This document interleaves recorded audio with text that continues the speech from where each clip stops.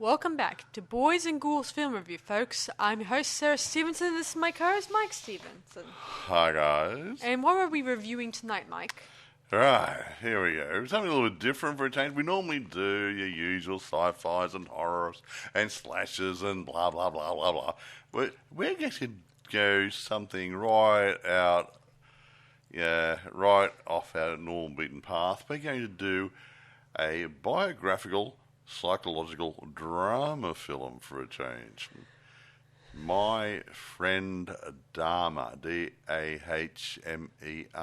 Yeah, but It was made in 2017. Yeah, and recently, in 2020, they released a TV series based on the murders and his life. They certainly did. And while people have given it plenty of backlash because people probably don't remember those days and don't want to relive the misfortunes and the deaths and the victims and the families of the victims, what happened again. Exactly right. So, yeah, it's, whenever you have, look, we've had, I can't remember all the ones, Bundy and different people, serial killers, but when you get something like that, it's still personal even after a few years, a couple of decades. It's just, it's still fresh in some people's minds. It can be a little bit new. Yeah. However, we're reviewing this movie mainly because of the feeling it gave, I suppose. What would you say?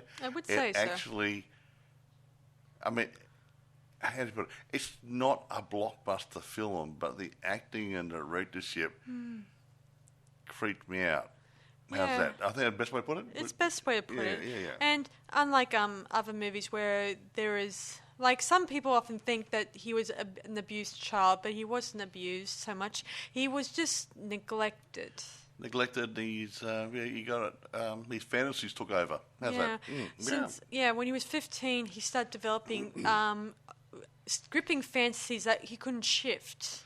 And they got out of control eventually, and it became by the time he got to 17 or 18, they started to take a hold of him in a big way. Anyway, and we won't concentrate on this too much. That led to his first kill in 1978. The first one was actually, he didn't really intend to kill the first guy. It happened. Yeah. He took him back to his house to control him. It was a control thing. Yeah, I think the better word to describe it was a dominant. Yeah, that's an expression people use when people want to be in control in a sexual environment. Exactly right. And he took this person back to his place, and he wanted to do, and it got out of control. And he had to bury the evidence, didn't he? Yeah, and over the years, psychiatrists and doctors alike tried to piece together this mystery of what brought Jeffrey, I'm going to say his name Jeffrey, because it's Jeff Dahmer, Jeffrey, how he got to the stage that we all know and fear as he goes. Wasn't his prison sentence 99 years or 99 years? I don't know, Mike, but he was never going to be let out. Yeah. And after, his sentence, which was carried out in 1991, he was killed in 1995. Yeah. Not very long for most of it. Was a prison riot or something, or somebody in prison killed him? One prisoner, he killed Jeffrey, and another prisoner at the same when they were cleaning the gym. I don't know how that happened, but it did. He was killed, and he died in the hospital or the infirmary in the prison. In some ways, he's probably happy to go. He wasn't a very happy man. Anyway, here we go, all my usual bits. Produced by, there's several producers involved. Jody, now I think it's Girgenti, Girgenti. Pardon me if I got the pronunciation incorrect. Mark Mayers, Adam Goldworm, Michael Merlob, and Milan Chakraborty. Now, Mark Mayers, he also wrote it and directed it. I like it when people get their hands on. Yeah. Let's get your hands dirty, boy. Yeah. And the story is, apart from based on real people. It's based around the comic book of the very person who knew him when he was a teen. Did his friend do the comic book and a book, or what? Well, it says it was My Friend Dahmer. Was that only a comic book or a book as well as a... Just a comic book. So it was a comic book, yeah. Okay. Yeah, the guy called John Backdurf, to his friends, was a friend of Dahmer's, probably one of his best friends in his little group, and he was a graphic artist, an artist? Graphic artist, comic book artist. And he did a comic of his friend Dahmer, a black comic, I suppose, because it was about a serial killer. Does it say anything in audience reception whether or not people didn't like this movie? Considering in this TV series... I normally do at last. Seeing as the TV series is getting a lot of backlash from audience members who refuse to watch the TV series because they think this will make Jeffrey a victim of his crimes. I think they're just overreacting. But anyway, the reception to this movie was pretty much positive. There's not too many words to say about it. They didn't go that far, but Rotten Tomatoes gave it 86% based on 105 reviews. It says, My Friend Dahmer opens a window into the making of a serial killer whose conclusions are as empathetic as they are deeply troubling. And that's about the only thing I can say. Yeah, when you get a psychopathic killer, it's really interesting to figure out how the minds go. The TV series, obviously, it's going to milk it for what it's worth. It's going to drag it out. It may end up trying to paint him as a victim of his situation, his family, whatever around him. In the end, the guy wasn't wired right by the looks of things, and he got out of control. Yeah, they also thought that he had what was it called? He was also it went for an operation when he was young. Yeah, that was all. But I don't think it has anything to do with that. That's the whole point. They're clutching at straws and stuff. He wasn't like this before he had his operation. No, it got nothing to do with the operation. I think more or less from what it says in the details, so that when he was 15, meaning he's starting to develop into puberty, meaning start developing feelings of sexual interest, which is what most kids at that age would start developing. I started earlier. I mean, start developing and seeing people and men and women. And fantasizing and stuff. Even though Jeffrey saw them as objects of pleasure instead of objects of just people. Mostly. Anyway, irrespective, but we're not going to do a post-mortem on poor old Jeffrey here. We're doing a post-mortem on the movie. About the times before he started to change. Well, this comes up to, this movie covers him, how he developed into a serial killer up to the beginning of his career. You can call it a career. The TV series sort of carries on a bit more from that, I gather. Exactly. I've only seen a bit of the TV series, not overly impressed with it. I think it's just going to drag it on a bit. I have a friend who reviewed it. You may have heard of him, named William Fletcher. I'll put a link at the bottom of the page so you can check out his review. Yeah. So be sure you can check him out and let me know what you guys think of his thoughts, his views on the TV series. Anyway, here we go. The film was based on the graphic... Well, actually, it was based on a graphic novel. Yes, it's a graphic novel. It's a comic. Okay. Well, it's a novel. Novel sounds like it's a bit bigger than comic, that's all. I know, Mike, but that's what they call it these days. I'm just saying. Novel sounds like it's a bit longer, like Mike is unfamiliar with the fact that graphic novels are comic books. I didn't say that. I just said, when I think of a comic, I think, say, a few pages of a comic, but not an illustrated book is fine, but I'm saying... I'm just saying, Mike, that graphic novels, I think they're the extension of the comic, but bigger, more and pages. That's more pages and more details. That's what I'm saying. I didn't, but it's technically a novel, but in pictures. Yeah, not just a short story in a comic. That's what I'm trying to say. Because I've been reading a lot of graphic novels, anime. That's probably the ones I'm more interested in at the moment. A bit more like that. Yeah, long stories, but all. Comics, on the other hand, they're just about... They're cheap and nasties. Not cheap and nasties, Mike. It's just, they're usually just short stories or one story, and they do... Or installment on the story. Then it only is just a few pages, not too many pages. That's what I just said. So, but when a novel, it's like a bigger content. That's what I'm trying to say. That's what I mean. Okay. It's based on a graphic novel by the same name, My Friend Dahmer, written by John Backdorf, who was one of his close friends. So obviously he had hands-on experience knowing the guy. And he was friends with Jeffery Dahmer in the 70s until the time Jeffrey started his killing spree in 78. And that's when they parted their ways for one reason or another. But, the film did premiere at the 2017 Tribeca Film Festival and was released in the United States on November the 3rd, 2017 by Hulu.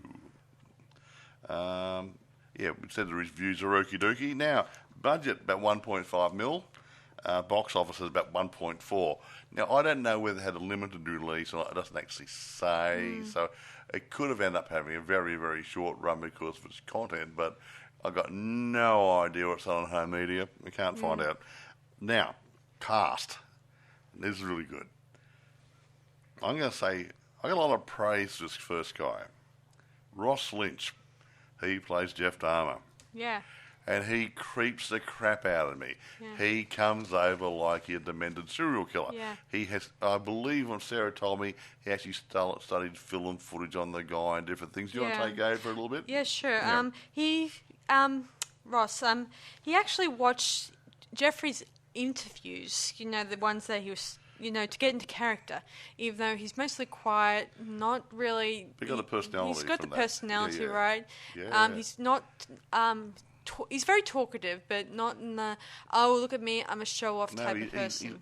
He's a quiet person, but there's something about him. He just talks matter-of-factly about things, and but doesn't overuse emotions when he's talking or doing anything. Practically business-like when it came to discussing the subject of what he did. Yeah, so I think you took that on board when you developed the character for the role. Yeah. Also, guys, this was filmed in the childhood home in Bath, Ohio, and they were going to film it in his high school, but the high school in question refused to... have them film it there because I guess they're not too proud of the fact that they had Jeffrey as a student a graduating killer.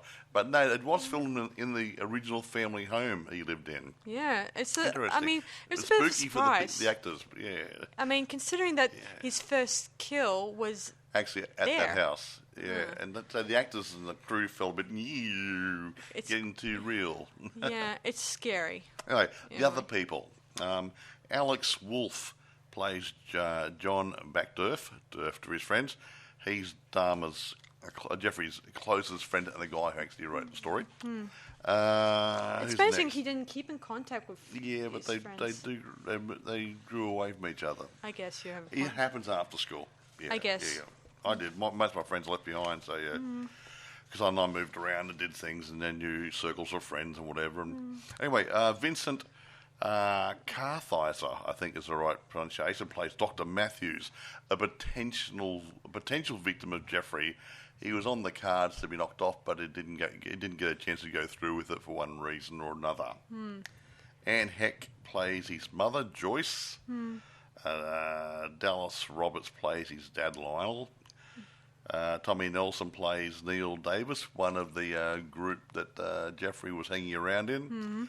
And Harrison Holzer played Mike, one of the other friends. So there's a group of four guys, Jeffrey and there's three others. Yeah.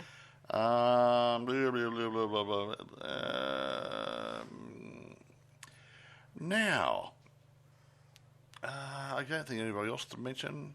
Yeah, no. I should mention, guys, that David, his younger brother. Oh yes. According to my research, David has now gone. He's changed his name and has refused any interviews regarding what happened with his brother. So I don't know what became of him now. He just distanced himself from all the media circus. How's that? Yeah. Away from his mother. I don't know what happened after his mum. Was a bit off the twig. I get the impression she's probably had some mental problems after Jeffrey's birth. Yeah, well, she was taking pills.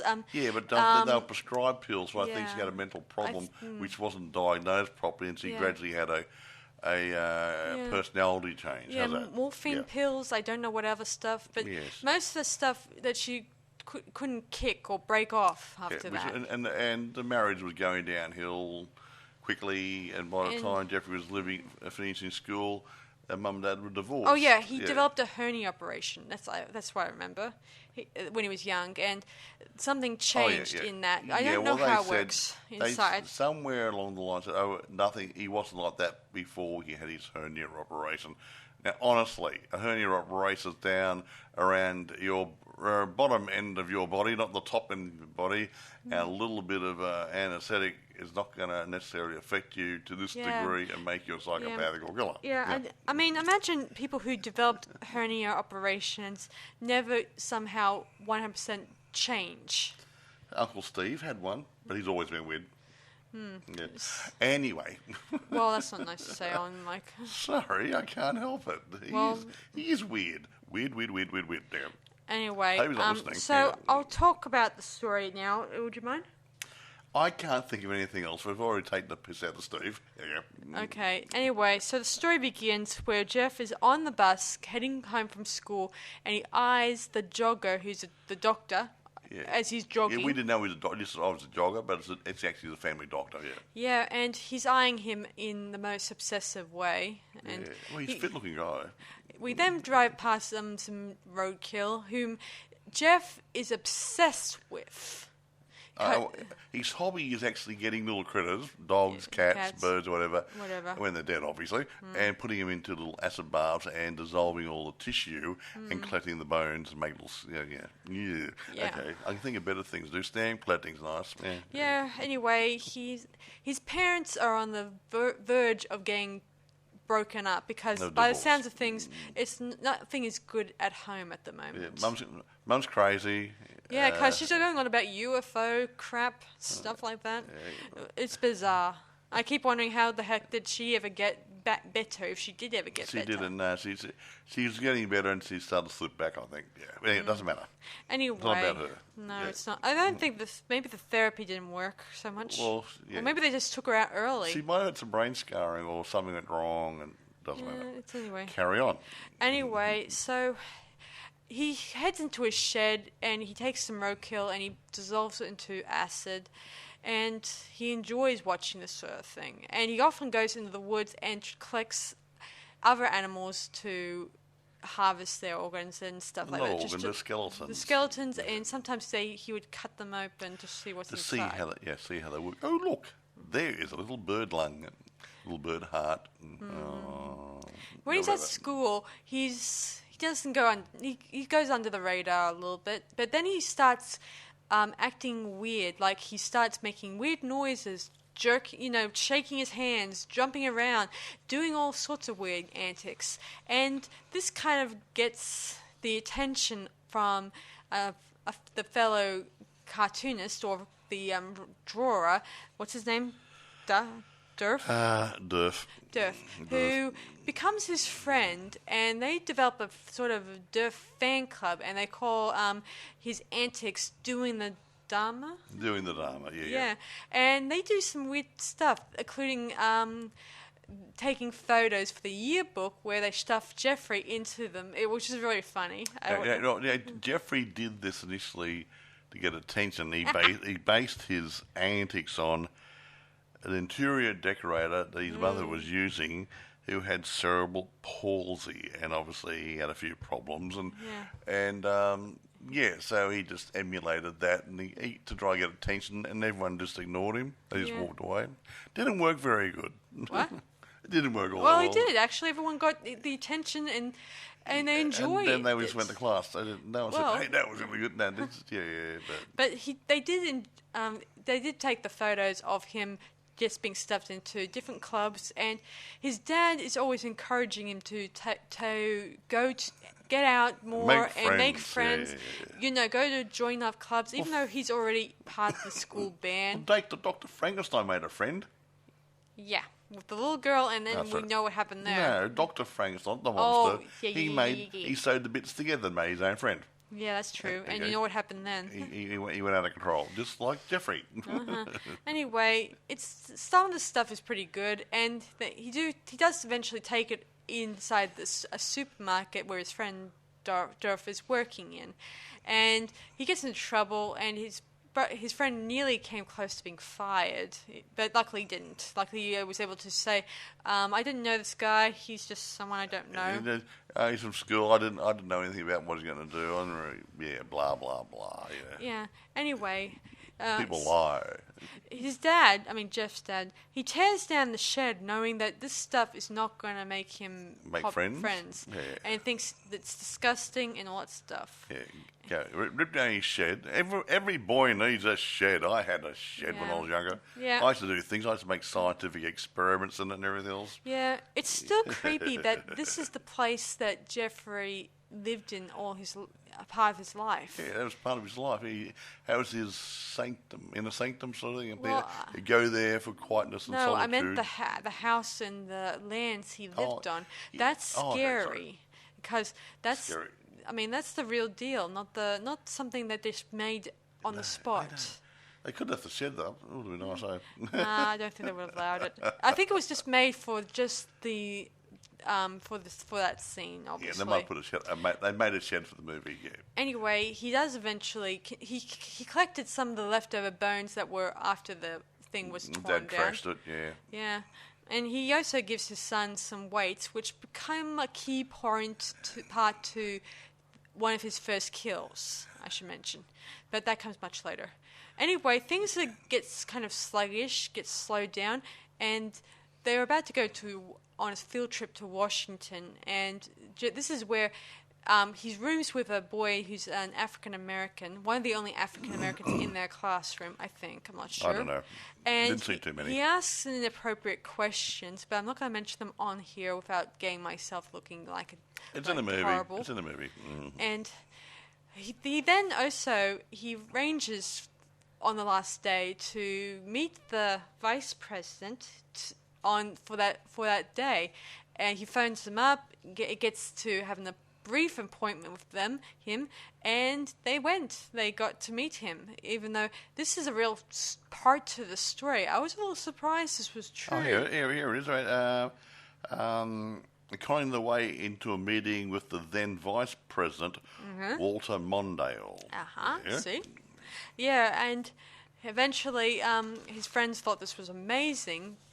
It's maybe not amazing as meeting your favourite musical But see, star. Jeffrey was a very well-spoken young man who had a nice personality. And when he got on the phone, he spoke, and he sounded very convincing. Oh, we're part of so-and-so, blah, blah, and we'd really like to come there and meet so-and-so, yada, yada, yada.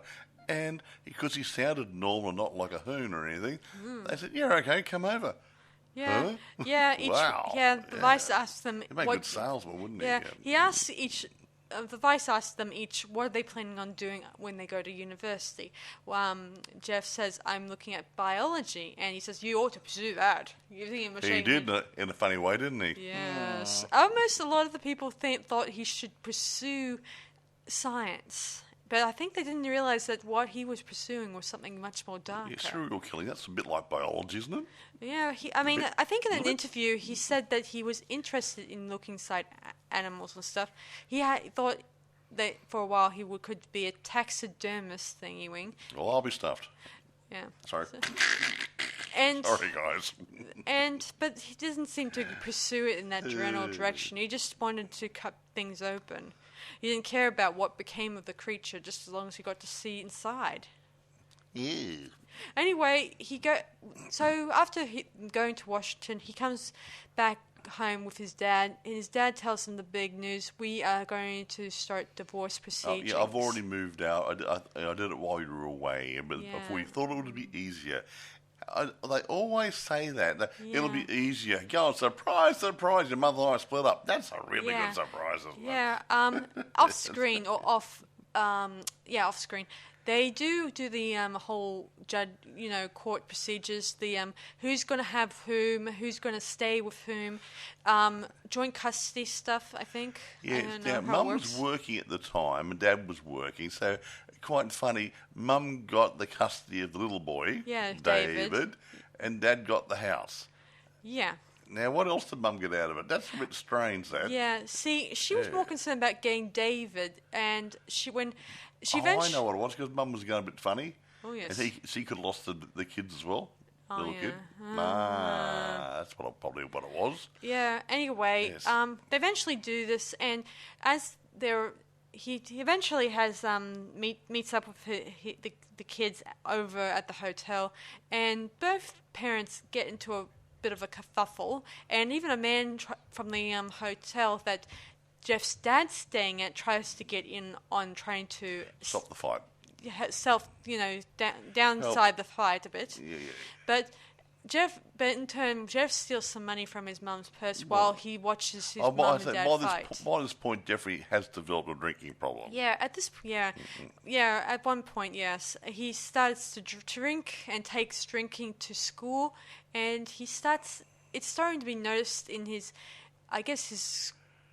teachers are starting to notice his behaviour And his changing. friends too, I think. Yeah, Maybe. I think they've noticed. I think they've seen him probably bring alcohol to school, hide in his locker, maybe. I'm not sure, I wasn't there. But they probably started noticing. He's acting a bit weirder than normal. They then suggest, as a bit of a final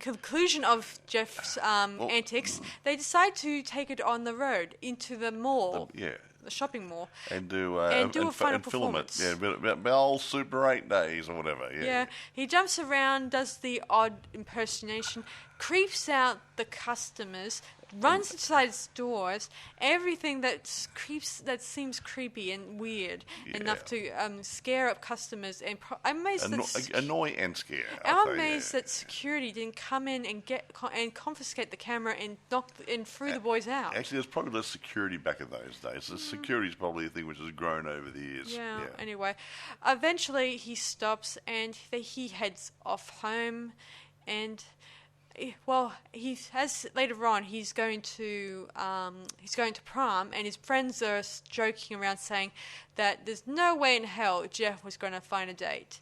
But Jeff proved them that he did find someone. Yes. He asked a girl at the high school, a bit of a what was it called? Not a senior, a junior. Yeah, that's it. A junior prom. Yeah. So she was a junior going into senior.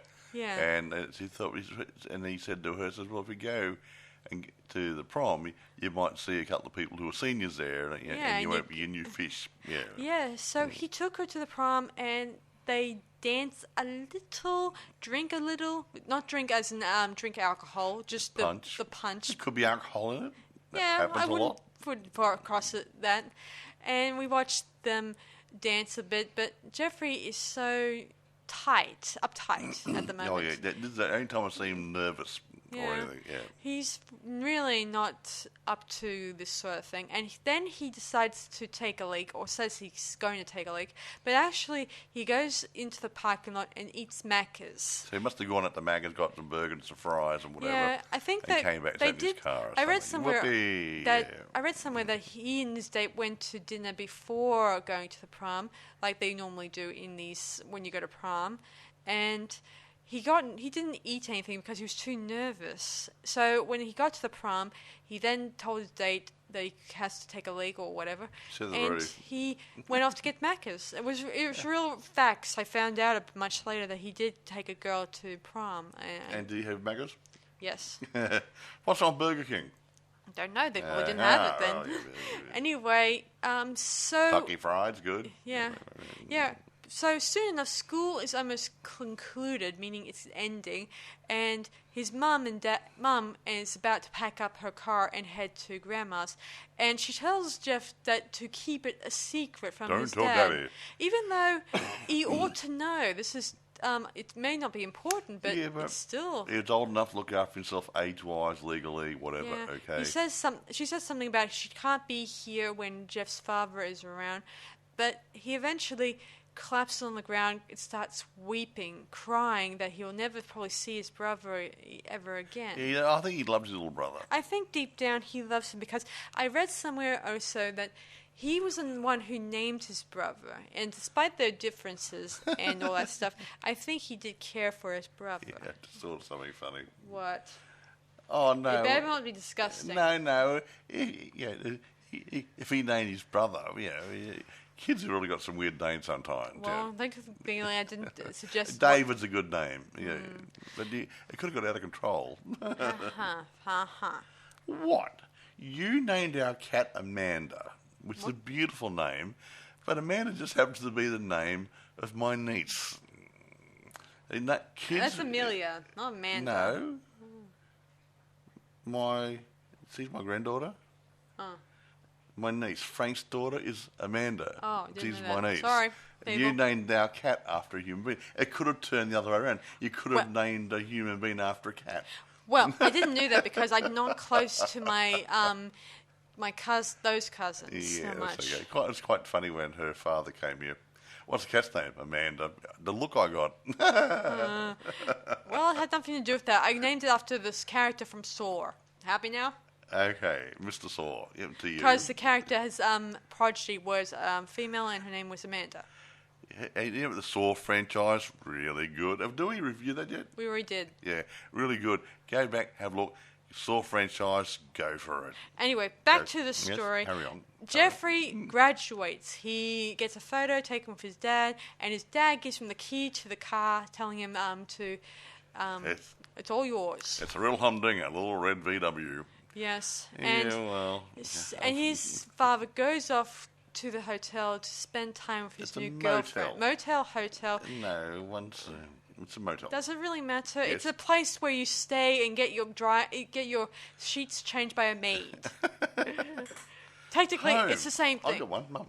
No, anyway, so Jeff is all alone at his own home. He does run into his old ex-friend, Duff, and they talk a bit in the car, and he wants to give him these drawings. He drew some drawings of him doing some weird antics and looks really funny looking. And he wants to give them to Jeff as a present, but Jeff says he's done with all this. Yeah. I think he's realizing him and his friend are no longer the best of mates anymore. They were, Because Duff was, what's his name again? Darth Vader. Oh, funny. Ha. His name's John, or Dirth. Which other you want to call him? Okay, John. Okay, John. Well, after the thing at the prom and probably the mall thing, I think that deep down they no longer have a closeness anymore. They're drifting apart. Yeah. If they continue the friendship, maybe it would have gotten Jeffrey out of his shell and out of the darkness he's in. Or it could have got John into a grave. That's true. Considering the fact when they went inside for a beer, John begins to get spooked. A bit nervous. Yeah. He decides to head back to his car and head off home. And we see Jeff taking a baseball bat and standing there in the driveway but he doesn't do anything. He was contemplating it. Soon enough, John was able to drive out of the driveway and head off home, leaving Jeff all alone for the next 3 months. And soon enough, he's at home. The only food in the fridge is beer, probably. What's all that? Probably nothing, but still. Yeah. Anyway, beer and chips, nothing like that. Pretzels. I don't know about that, considering that the only thing I've noticed that he took out of the fridge at the time was a six-pack of beers. He then takes the beers into the bug car, and then he drives around, and then he picks up a hitchhiker named Steve Hicks. Remember this name, guys. This is very important. He picks him up and plans on driving him back to his place back to Jeff's place, and to party some more. He'll be getting drunk and maybe do naughty things. This is where it gets the cutting.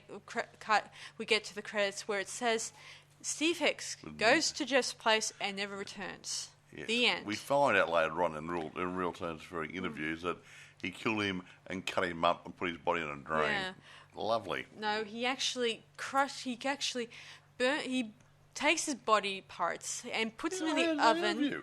What? The interview we listened to before, he said he cut his body up and put it in the drain. No, he didn't. He actually cut up his bits and he crushed them with a hammer, and then he scattered the bones all over the backyard.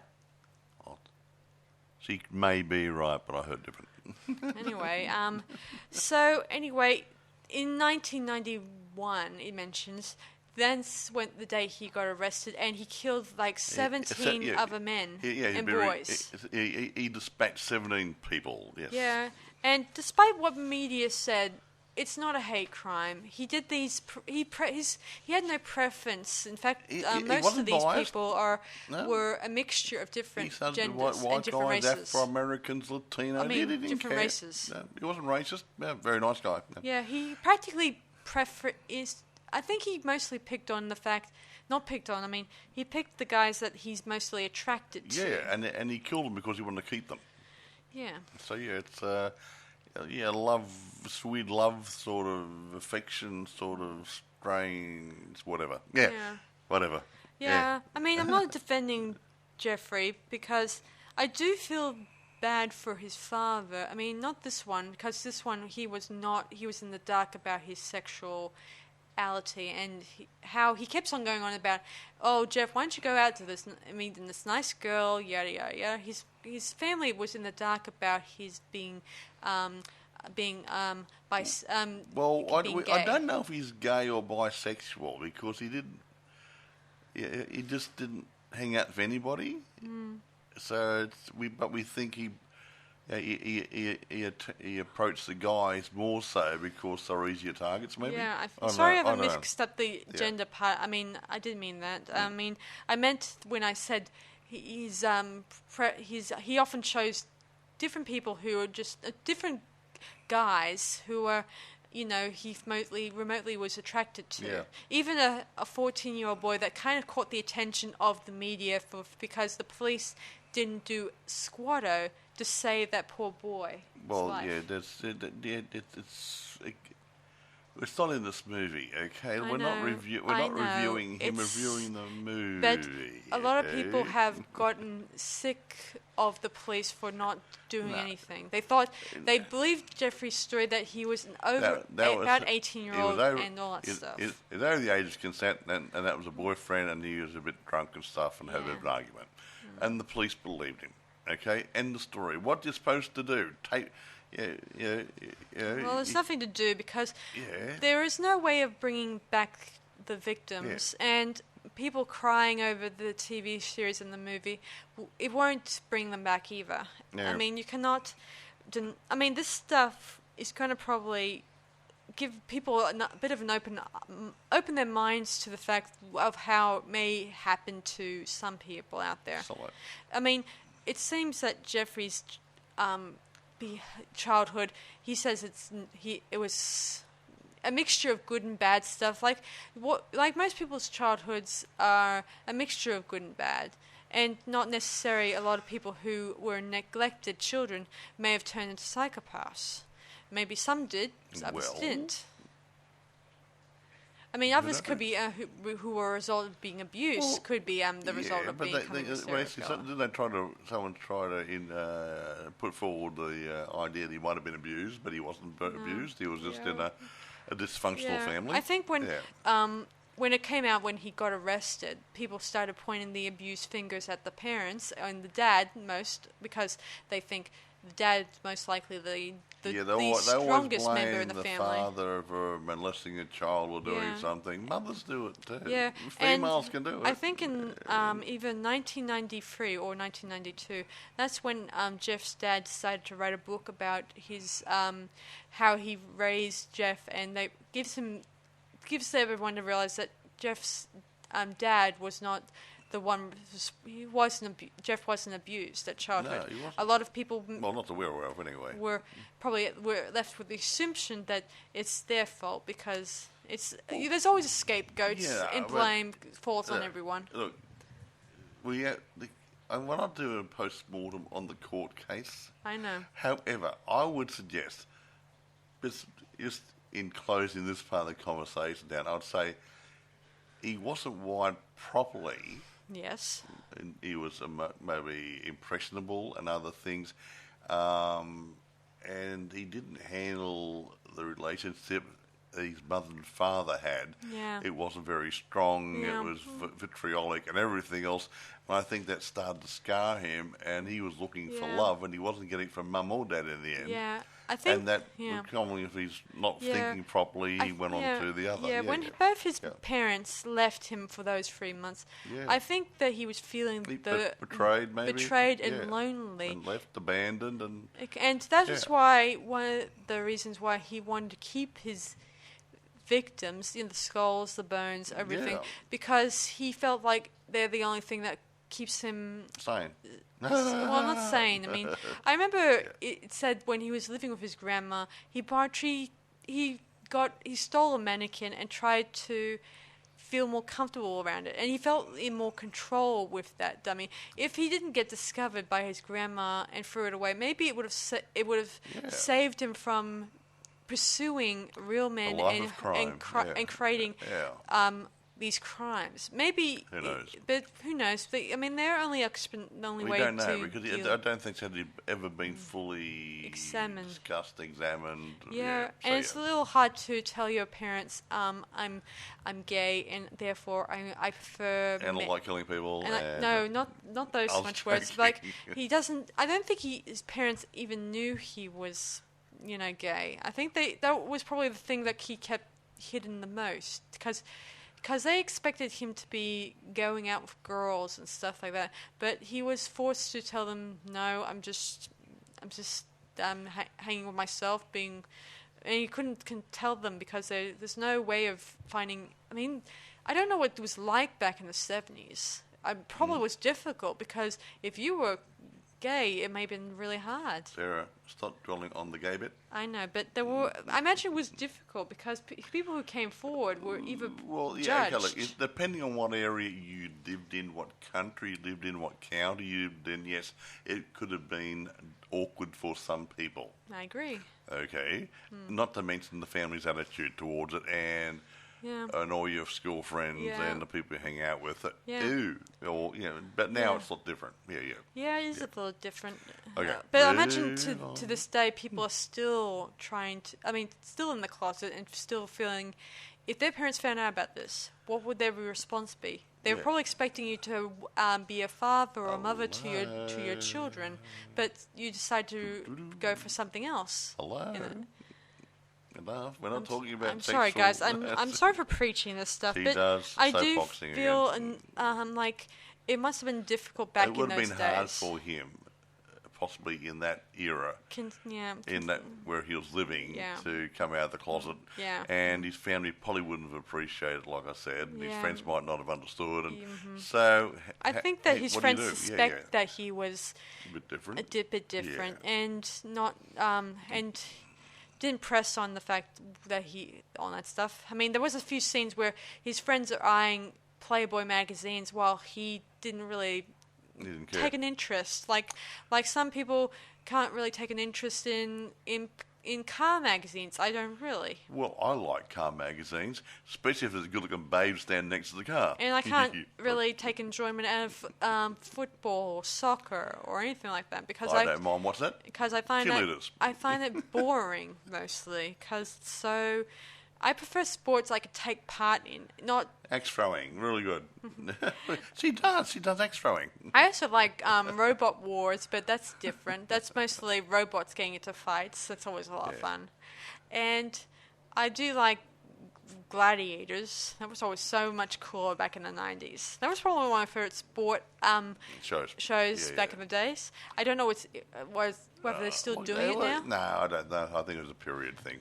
Yeah. But I mean, I think the Japanese or the Chinese had the gammon, which was a bit like that sort of endurance testing things, and it goes through a cycle, and that's interesting. Then it goes off, and they put something else on. Yeah, a lot of people often, even in one of the TV episodes, they the lawyer tried to explain about Ed Gein to Jeffrey, about how he was offered the being inside of the institute instead of going to jail, and if Jeffrey was able to plead that he was sick and he would be offered going to a psychical ward, then he'd be spared from going to jail and all that stuff. Exactly. Of course, when Jeff told him that, I have already known about Jeff Gein because I read him in a true crime comic, and then later in this episode, his dad was like blaming the comic book culture, but I don't think it was the comic book that swayed Jeff's mind.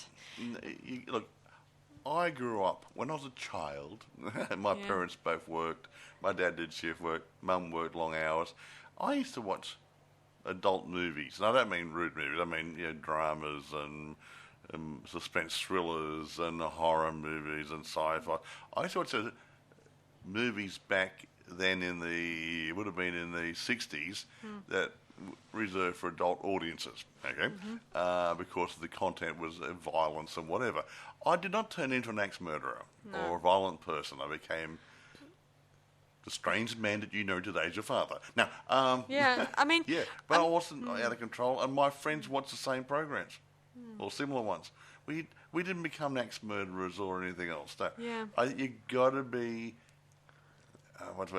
predisposed. You must have a leaning in that direction, and maybe a fantasy thing or whatever, which is out of control, and it takes you off the wrong direction. Yeah. And I think that's the problem with Jeffrey. Yeah.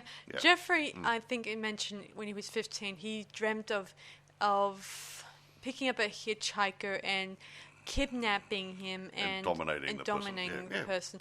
This was when he was 15, and when he was 18, he kind of achieved his objective and killed the poor fella. And again, as I said before, compulsions can be very strong as long as you know how to master them. And I'm no psychiatrist, and I won't preach to you guys, but I do think that Jeffrey's was going through strong puberty, and he didn't know how to express this stuff. Dysfunctional family and all the other crap he was going through really didn't help. Okay? And I think that when he was on a date with a girl, I think the reason he felt distance was it was probably just the fact he didn't like girls or anything. But I think that he probably didn't like girls, but I think he just didn't feel comfortable with the idea that if he dated this girl, he might put her in the same position as her. Well, he may not like the idea of having another mother who would be abusive towards him,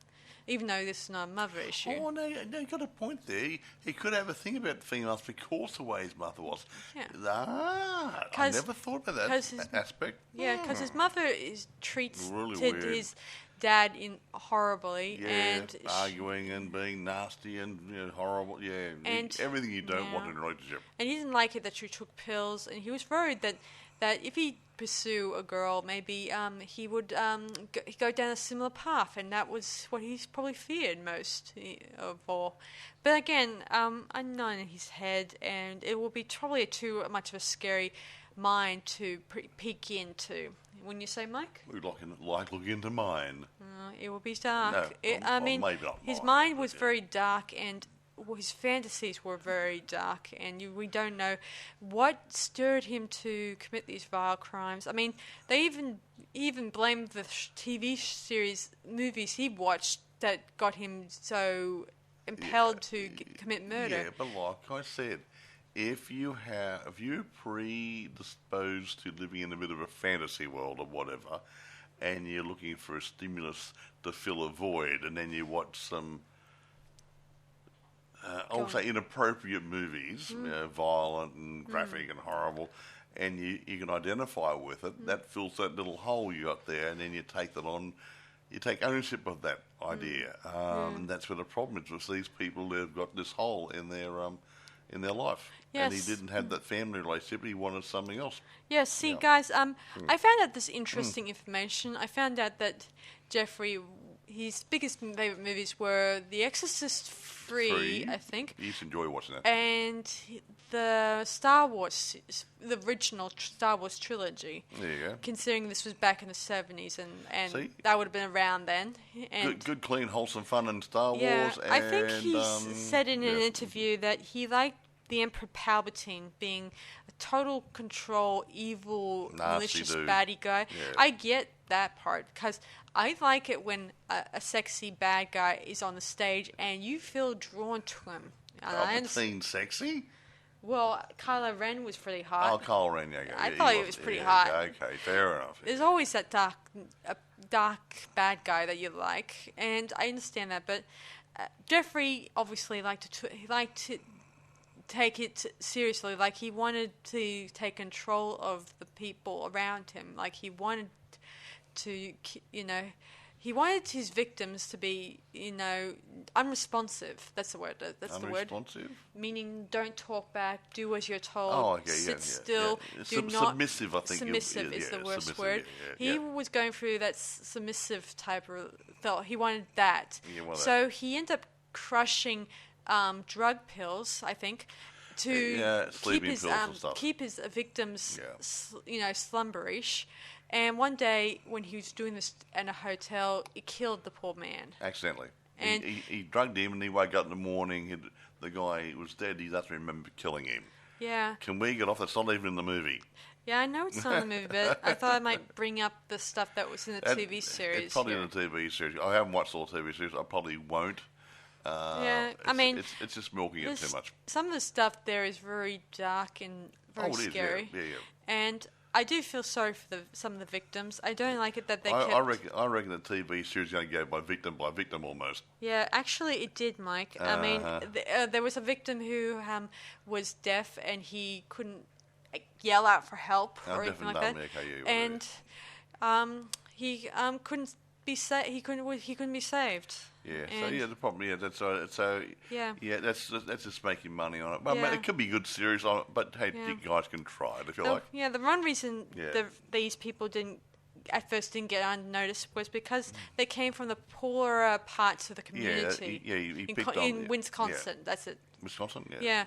He was killing people who from poor areas or poor families. And police obviously wouldn't care too much. Yeah, and when I'm not knocking the police. Yeah, and when they heard that Jeff was said that he was accused of quarreling with a young 14-year-old boy, and he said that he was 18, all that stuff. Well, the police believed him, and they helped Jeff to escort the poor kid back to his home. His unit. And the only worry that in that scene was to take a bath because they were inside a gay room. Gay accommodations, and it was just so petty when I think about that sort of thing. Anyway, I'm sorry, guys. She's waffling. I'm sorry, I'm waffling. It's not even in the movie. It's in the TV series. Yeah, it's just that in the TV series there was a lot going on, and where the victims' families remain to this day probably unresolved. Yeah, and no closure. Anyway, they don't know. He doesn't. I think Jeffrey did help identify about 17 of his victims. Well, I don't know 17, but as many of the bones and stuff of the different people he kept, so they can actually at least have something to bury. Yeah. That one accident victim I told you guys, he stuffed into a suitcase, took it back to his grandma's house, chopped up the bits, and kept the head as a souvenir. As one would. Because he thought he was attractive, and I guess he wanted to keep it, the head. Oh. Who was to say what was going on? I should mention that particular... I'm not going to say that. We are waffling. Yeah. See, his father, when he heard about how he was using a box where he kept his precious memories, putting Jeff's the head in there, Jeffrey was able to pretend that he lost the key, and when his dad was out of the room, he was able to quickly unlock the box and was able to stuff the head into his closet while putting Playboy magazines into the box, so to avoid suspicion. Aha. So he kind of played on his dad's pretended with his dad here and there. Anyway, irrespective. hiding the fact that Can we he finish was off this? yes, hiding the fact that he was continued to be in the closet all the time. I'm a closet killer, is right? No, closet gay person, a gay with man. a skull in the box. Anyway, whatever. So let's rate this movie now. I don't want to go on. I'm going to give this. it. Okay. Gee, it's a hard one. I hadn't done a drama like this for a while. No, not a historic one. Look, I'm going to be really nice on this one. I'm going to give about 9.5, because of the lead actor. Yeah. He brought it home. He really, Ross Lynch really sold it, and he made it creepy. It was not a supernatural movie. It was not a horror movie. Nor a Law and Order movie. It wasn't anything else. But his depiction of Jeffrey Dahmer, I wouldn't say unnerved me, but yeah, I did get tingles up and down my spine going, shit, this guy is a good actor, and he really made it believable. And that takes it back also to Mark Myers, who directed and wrote the screenplay. Yeah, there was also, it mentions here that Ross, the guy who was playing Jeff, after 12 hours of filming time, he went to the shower and showered for 30 minutes. And just thinking about the dark role he was portraying. Meaning, I guess he felt grubby playing a role like that. So I'll have to take my hat off to the guy, or the three, the two of them, Ross and Mark, for actually making this possible. Yeah, Yes. I also heard he was worried this type of role would send his career down the gurgler. I don't know. He's a good dramatic actor. I know he does, Mike, but playing an actor who was considered playing a character who's considered real and is a dangerous character is really a scary thing. He was an actor before this. I know. Well, you look at Anthony Perkins. I know. He was an actor before Psycho. I know. He did Psycho, and he did other things after Psycho. I agree. And we got an old vampire movie, Daughter of Darkness. When, later in his career, he played a vampire. It was, a dark role. But he's played it. In his early days, he played love interest. He's played he's in, what's the one? On the Beach, I think it was. A sci-fi. I think he played a love interest in there to one of the people. He played lots of other roles. Yeah. Anyway, I understand what he's talking about, Ross, about worrying that his career will go down the gurgle. There was one other movie that was dealt with a true story with real people, where the story centers around an actress who abused her adopted children. I won't go into details about that. Anyway. But I know her career went on the gurgler in the end. Yeah, and even because everyone in the star industry would probably think this happened, therefore it's not the fact. It's the fact that she will probably get hate letters all her life. I will say one thing. Ross may get offered or be more suited for these serious roles, though. True. Because I think he takes on these sort of personalities quite nicely, so he could use that. He may be good at comedy, I don't know. But anyway, I am going to say one or two things here. It's available on eBay for those who want to buy it. Amazon have it for rent and for purchase. There may be the book. Did you say on Amazon? Don't buy the book accidentally. Yeah, be careful, guys. If you see the illustrations and that's the graphic novel, you should be aware of. I haven't read the graphic novel because I just don't know if I like the idea of reading a story about him. It's not the same movie.